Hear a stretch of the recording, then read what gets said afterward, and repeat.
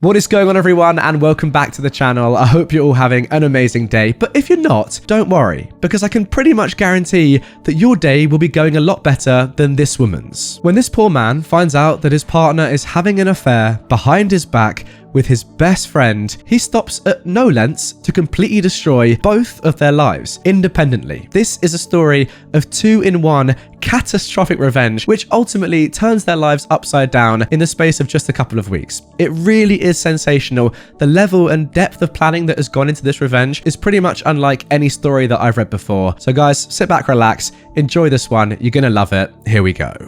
Found my girlfriend cheating on me with my close friend. I have him arrested and ghosted her. First of all, some backstory. Incoming sadness. My wife Rachel and I grew up in a largish town of close to 30,000 people. We knew each other at an early age, roughly 6 or 7, can't specifically remember. We were practically inseparable. At 16 years old, we started dating each other. When we turned 18, we moved away for work in a city just a few hours drive away. By 20, we were married and had bought our first house. And at 22, we discovered that she was pregnant with a boy. It was then that disaster struck. About 5 weeks before she was due to go on maternity leave, a large shelving unit collapsed and crushed her. I was told that both her and our child were killed instantly. 2 of her colleagues had also been injured in the accident. One left paralysed, the other losing his leg after it had to be amputated. The company that she was working for had, in a cost-cutting measure, deciding to continue using old shelving that had been written off as unsafe instead of replacing it. I still haven't quite forgiven those executives and management personnel that made that decision, because they cut short the love of my life as well as killing our unborn child. Wow. It wasn't long after I was told I had a choice on how to proceed with what her company called compensation, but I called it blood money. They wanted to settle out of court to avoid lawsuits. I, on the other hand, was out for their blood. Now, just to clarify here, this is not the revenge, this is still backstory. Now, fortunately, due to the coverage that it got, involving several politicians, the case was settled quickly in court, roughly 3 years, in which the payout for all parties was close to 10 times the amount they initially offered. A lot of fines were given to them for breaches on work, health and safety, executives were sacked, others were jailed, etc. Now, maybe that's a story for another time when OP feels comfortable sharing. To be fair, OP, the fact that you're sharing this, first of all, is crazy. I cannot imagine something as horrible as this ever happening. This is literally as bad as it gets. So fair play to you, man. In this time, I was still working my job in telecommunications. My mother, bless her soul, had moved in while all this was happening to help me. I honestly think I would have fallen apart if she hadn't been as involved as she was. It was around this time that I was offered a promotion, but it involved a lot of travel around the States. I made a request to have an office in my hometown's branch, as I wanted to not only take care of businesses in the States, but in my hometown also, as there was no business representative located there, to which they agreed. After a few months, we settled into a routine of 1 to 2 weeks in the city office, 1 week in my hometown, and 1 to 2 weeks visiting the rest of the States. After a year, I decided to buy a house in my hometown, so I wasn't having to stay at my parents' place every week, or so that I was home and that I could come and go as I pleased. Now, this is important for later on in the story. So, it is about 4 years later that our story really begins. I had just returned from one of my trips on Friday and was checking in some stuff at my office when Harry, the branch's managing director, walked in. Now, we had grown up together also, but had gone to different schools. But since coming back, we developed a very close friendship. He asked how things were, and then asked me if I wanted to come to a house party that he was having that evening. Short notice and all, but I said yes. I felt like a few drinks with friends were in order. It was there that Harry introduced me to Catherine. Now, she was a new hire at the branch where my hometown's office was located, and she was getting to know everyone, being new in town. We hit it off immediately. As much of a cliche as it sounds, it was almost as if Rachel was in front of me instead of Catherine.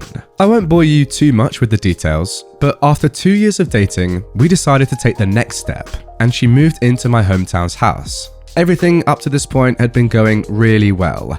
Catherine and my parents got along, and Rachel's parents also approved, and were happy that someone could make me just as happy as Rachel had done. All was going well for close to a year, when things began to change. Skype sessions were cut short suddenly. Neighbours would tell me about how a car, described to me like it was Harry's, was always seen parked in the back alley near my house whenever I was away. Some clothes that weren't mine were in my wardrobe. All signs pointed to her cheating, but she said that nothing was happening. She said that Harry would come over occasionally to discuss business, etc., but never stayed the night. I chalked it up to me being paranoid and continued on as if nothing was wrong, but there was always this feeling that something wasn't right. It was close to 6 months after that I discovered that she had been lying to me. I just finished closing a rather large contract with a new company, and negotiations had wrapped up earlier than I had anticipated. So, instead of sticking around for the next few days, I decided to pay for an early flight home and surprise everyone. Fast forward a few hours, and I drive into my hometown and down the alley behind my house so that I could get into the house without being seen and surprise Catherine. Some part of me was curious, however, as to whether this mystery car was there. Sure enough, there was a car that was blocking the back entrance gate. I was confused for a moment, wondering if it had just been a neglectful neighbour parking, only to realise that it was indeed Harry's car. If it hadn't been for the high hedge line that I'd put in a few years back for privacy, I may well have driven past my own place. Pulling up behind his car, I got out and thought it was really strange that he was there so late. Catherine claimed that he'd always have left by this time. As I approached the back of the house, I saw something that made my stomach drop. In my kitchen, Catherine and Harry were going at it, hammer and tong. I froze. Time stopped. There was my close friend having sex on my kitchen bench with my girlfriend. I didn't know what to do. So many questions were running through my head. Was this real or was I dreaming? Why were they having sex in my house? Feeling defeated, I turned and left without them seeing me. I sat in my car for what felt like an eternity. I was crying, hard, but the sadness quickly turned into anger. The same kind of anger I felt towards those that were responsible for Rachel's death. I wanted to hurt them, badly. Now, as a pacifist, I don't believe in physical violence, so it was then that I knew that I was going to punish them and destroy their lives. And what better time to start than right now? I moved my car back up the alley, far enough away from my driveway that I could still see Harry's car, and then walked back to the gate where I could see into the house and called her phone. They were still going for it when it rang. They both looked at the caller ID and did a double take when my name came up. I could see that she was considering answering it, but they let it ring out. After a few moments, they were back into it again, and I dialed once again. This time, she did answer. As she was answering, I hung up and made my way back to my car. As soon as I did, she called me back. She asked why I was calling as late as I was, and I told her that I was about 10 minutes from home and didn't want to scare her coming in. She obviously was shocked and acted happy that I was coming, and the call ended very quickly after she said she was going to get up and get changed into something. I said bye and hung up. A few moments later, Harry came peeling through the gate and, still half naked, jumped into his car and took off like a bat out of heck. I smiled a little, knowing the fear that both of them would have been feeling from being so close to being caught. I waited a few moments before turning my car into the same place that Harry had been moments earlier. The night was fairly uneventful afterwards, and it wasn't until after she was asleep that I got up and went to my office down the hall. I couldn't sleep. I needed to plan, and plan I did. So then guys, the moment you've all been waiting for, the revenge. My mother always taught me to be a pacifist and to allow cosmic karma to take its course. But on this occasion, I decided that karma could use a helping hand. I decided to punish them separately, but destroy both of them. I knew that Harry had a drug habit. Nothing major, but he kept it very private. I only knew about it accidentally after seeing some coke and weed left out at his place. But I pretended I hadn't seen it when he made attempts to cover it up. I began calling some of my more unsavory clientele and made a few discreet inquiries into obtaining some samples that they were willing to part with. A few days later, I had a decent enough stash for my plan to work. About a month later, I had friends, including Harry, around for a barbecue night. After making sure that I sufficiently liquored up Harry, I told him to stay the night and sleep it off. In the early hours of that morning, I took the drugs and an assortment of my personal belongings and placed them at various places around his car, with the biggest stash in his tyre well. Confident that he wouldn't find them over the few months as the rest of my plan took effect, I locked the car up and went inside to sleep. I also placed some more drugs and personal items in his house after driving him home, because he was still too drunk to drive the next day. A few days later, I staged a break-in by smashing the back pane of my back door into my kitchen and leaving it open before heading back to the city for a flight. I had several messages the moment I landed. One from my clearly panicked mum, who had found the back door smashed open and had called the police, one from Catherine in tears, and one from the local police asking me to call. After returning all the calls, I informed the police that I was away on business and that I'd be back the following week to talk with them.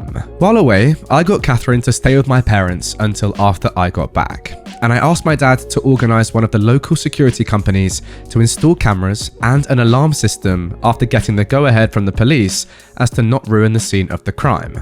After getting home, I did the usual, "My God, I can't believe this has happened," and "Why would anyone do this?" routine. After doing a thorough check of everywhere, finding that the items I had taken were missing, and filing a police report, I had the security company's rep talk Catherine and I through how the cameras and alarm system worked. Then came the question that I had been waiting for. The question of what happens if we are doing some business and don't want it recorded. She acted a bit shy asking this question, but I knew exactly the reason she was asking. He assured us that this was a question he got asked a lot, and we were shown on the home computer, if we wanted to be doing things without it being recorded, how to stop the recording for certain cameras, so that we could protect modesty. As I was walking him out, I asked him if cameras were turned off, could a notification be sent out, just as a security precaution. He came back in and helped me through how to set up email notifications and left shortly after. Fantastic. All I had to do was wait. Alright, so I assume at this point OP is setting up a system in which he'll know in future if Catherine and Harry are, doing naughty things in his house. I presume that's what he's going for, so he can catch them again or at least know what they're up to. At this stage, I approached r/legal advice for some help in relation to couples law in my country. I needed to make sure that my upcoming plan could legally be done and that I wouldn't be forced to pay out any money or equity to Catherine, as I didn't know if we were classified as a de facto couple or not. Being the sole benefactor of Rachel's estate, I didn't want to be left with any nasty surprises where Catherine could take any of the estate away from me. Shout out to those guys and girls there, as they helped me get in contact with a great lawyer who assured me, due to the fact that although we had been dating for close to 4 years, we hadn't been living together long enough to be classified as de facto, and because I was paying all the utilities on the property that she was living in and didn't pay rent, showed that she had no legal standing to make a financial claim against me. Just to be sure though, he drew up what I felt was a pretty ironclad document, just in case there was any legal trouble. The following week, my work had approached me and offered me a promotion to move back to the city and run the team that I was a part of, meaning I wouldn't need to travel as often and be in the one location. And due to the success of being located in my hometown, they were considering having 3 to 5 representatives spend 1 to 2 weeks in the larger surrounding towns, including my hometown, as a part of my team. I said yes, and began the process of beginning my transfer, which would take about 6 weeks. Perfect. More than enough time to gather all my evidence. Upon getting back to my hometown the following week, I began to start in motion the rest of my plan. I asked Harry to approve 1 week's worth of vacation for Catherine for 2 weeks' time. I wanted to send her and a friend or two away on a retreat before I made the biggest decision of my life for a second time. He jumped up and gave me a huge hug, congratulating me on being prepared to take the leap again. I hugged him back tight, but not the way I think he imagined it at the time. He agreed and blocked out the week for me. I asked him not to say anything to anyone, as I wanted to make it as big a surprise as I could. I knew that it would spread like wildfire around the office regardless, but that was kind of my plan. That night, I told Catherine that I'd booked her and 2 friends to go to a tropical spa resort, all expenses paid for a week. No questions asked, pick 2 friends, and come back to the biggest surprise of her life. She screamed like a kid who had just been told that all the candy in the shop was hers to have. I then told her that the following week I was going to spend in the city, preparing for a large client who was one of my biggest accounts, and I needed some people in my team to help before flying out the following week, and that I wouldn't be home until the Monday that she was leaving, so I wouldn't be able to see her, which seemed to disappoint her, but I told her that it would be worth it when she returned. What I failed to tell her was that I had decided to take 2 weeks vacation on the other side of the country, mentally preparing myself for the absolute poop storm that was about to erupt the moment she stepped foot on the plane, as well as enjoying my first stage of freedom. On Sunday, 2 weeks later, I flew back and began driving home. Once getting there, I did a quick pass by my house, and sure enough, Harry's car was there. Like the first night I'd caught them, I parked a little ways back and checked the cameras, asleep, in my bed. No surprise, honestly, as I'd recorded them constantly do this over the 2 weeks that I'd been away. I then made my first call to the police, blocking my caller ID. I told them that I was one of my neighbours and I saw someone hanging around in their car in the alley behind my house and occasionally passing something through windows to passing cars while also looking into my yard, and that I was concerned that they were dealing drugs or were going to break into someone's property. I gave them his license plate and description. They said that they would have someone there in a few minutes, so I thanked them and hung up. I then called Catherine and told her I was about 10 minutes from home, and that I knew that she was flying out tomorrow, but I desperately wanted to surprise her. Looking back at the footage now, I laugh at the commotion that I'm surprised I didn't hear. In a few short seconds, Harry was half dressed and flying out the back door to his car. At that point, I could not have asked for a more perfect scene.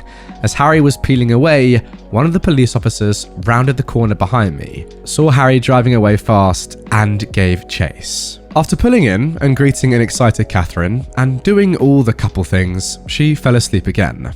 I, on the other hand, couldn't sleep a wink. The next day, her and her friends were bundled into a car. After they drove away, I had to wait a few hours, but I began to execute my plan. I called my friend, who was a removalist, and apologised for the late notice, but told him that I needed my place packed and moved on Friday. After agreeing on a time, I told him that he'd need to take certain boxes to a storage facility, which he said wasn't an issue. Then I began packing Catherine's belongings. Later that day, I got a call from the police for me to come and identify some property that they had apprehended from a suspect the previous night that fit the description of property I had reported stolen.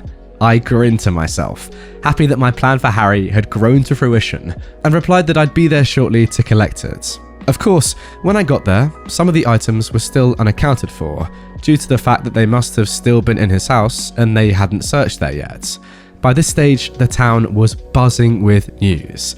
Events in my hometown don't stay secret for long. Harry was disgraced and promptly fired for his possession of drugs and stolen property, and our respective bosses, on behalf of the company, had extended a formal apology towards me during the week. That night, I went to my parents' house and told both mine and Rachel's parents what had happened, omitting certain details, and that I was moving back to the city after being promoted, but that Catherine wouldn't be a part of it. They were pretty upset initially that I hadn't let them know what was going on, but they were happy that I was handling everything maturely and hadn't sunk to their level, though they didn't agree with ghosting Catherine. But after some drinks, laughs and tears, I went home. On Friday afternoon, after a busy week of organising cleaners for the following week, the real estate to put my house on the rental market, and various other tasks at my hometown's office, I packed some things into my car and drove to my parents' place and said goodbye before the drive. Before leaving, I went to Becky's house. Now, Becky had been one of Rachel's closest friends growing up. She was the only other person who knew what was happening, minus the details about Harry. Without her help, I wouldn't have been able to organise everything as quickly as I had. I gave Becky a large manila folder with my gathered evidence of her cheating, as well as the letter and a few other legal documents from my attorney stating that she was ordered not to contact me, and the details of how to access her belongings located at the storage unit I'd rented. After a quick goodbye, I left and drove back to the city. On Sunday, I woke up to several missed calls, voice messages, and text messages. Turns out, Catherine had come home early after being alerted to something being afoot in town, only to find an empty house and a for rent sign out the front. Freaking out, she'd gone to my parents, who closed the door on her the moment they answered, forcing her to call everyone until she managed to somehow be contacted by Becky and told that she had a package for her. I was told that she didn't take too well to that, as I fully well knew at that point from the numerous angry texts and voice messages from her accusing me of setting up Harry, of being deceitful, etc. I was worried that she might show up at my front door, but nothing ever happened. 5 weeks later, after leaving and being promoted, I write this out for you guys. Granted, it's long, and it took a few rewrites to shorten it down from the initial 14 pages, which is double the length that it is now, but I feel that most of what I said was important enough for the story. OP, I could not agree more. What a great read.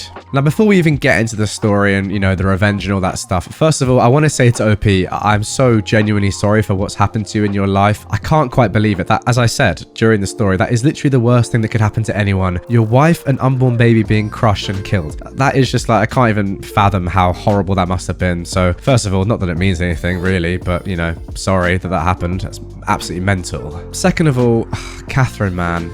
And Harry, to be fair, both of them know what you've been through. That's the crazy thing. Look, affairs happen all the time, and don't get me wrong, they're not great, but they happen. They're not really that deep. They're just a shame. But having known what you've gone through in your life, knowing that your wife and your unborn baby were killed in a split second, to then do that behind your back, your new girlfriend, your new soon-to-be wife, clearly it was gonna happen, maybe, and your best friend, Harry, shit, really? Really, fellas? You're that sort of people? Not even humans, just snakes. Incredible. Absolutely incredible. Look, don't get me wrong, there's nothing wrong with, falling out of love with a person, and if Catherine wasn't into you, that's fine. I'm not saying just because you had that horrible hardship and that tragedy that happened before that she had to stay with you for the rest of her life. If it didn't work out, that's fine. But don't go behind OP's back and have an affair with his best mate. Come on. Don't do that even if nothing bad has happened to him. But, his partner and unborn child were killed. Don't do that. Seriously. But anyway, onto the good stuff, the revenge. Incredible. Actually incredible. Imagine you go on holiday, right? And you're like, oh my God, this guy's about to propose to me and I can probably get a lot of money out of this marriage. Divorce him in a couple of years. I get to go on this free spa 2-week holiday with my mates. I'm having a really nice affair with this bloke that I really like behind his back. My life is going so well. You come home and the house that you're living in is empty. All your stuff's gone. It's up for sale or rent or whatever. What is your reaction then? And then you find out that your boyfriend's in jail. It's super sensational, I have to say. It's almost like you step off that plane and you get to the house and you wouldn't be able to believe your eyes, would you? You just would be like, what on earth has just happened? My life has done a full 180. I'm now in the mud and I've made a massive mistake, really. And it's all that I deserve. And finally, OP, I hope that you can find someone else in your life. Is similar to Rachel, not at all similar to Catherine because she's a cow. And yeah, hopefully you get another best mate who is not at all like Harry. That is so snaky. What a terrible, terrible person. Anyway, guys, that is going to do it for this episode of Revenge. Really hope you have enjoyed it. If you did and you want to see another incredibly dark, deep, but very justified episode just like this, check it out on the screen right here. I uploaded it the other day, and honestly, the reception on that video has been incredible. And to be honest, that is the reason why I am doing more revenge videos at the moment. They seem to be the most popular right now on my channel. You guys are loving them. Drop a like for more. Subscribe here if you are new to the channel and you haven't done it yet. And I will see you guys all tomorrow with a brand new video. Have a good one, guys.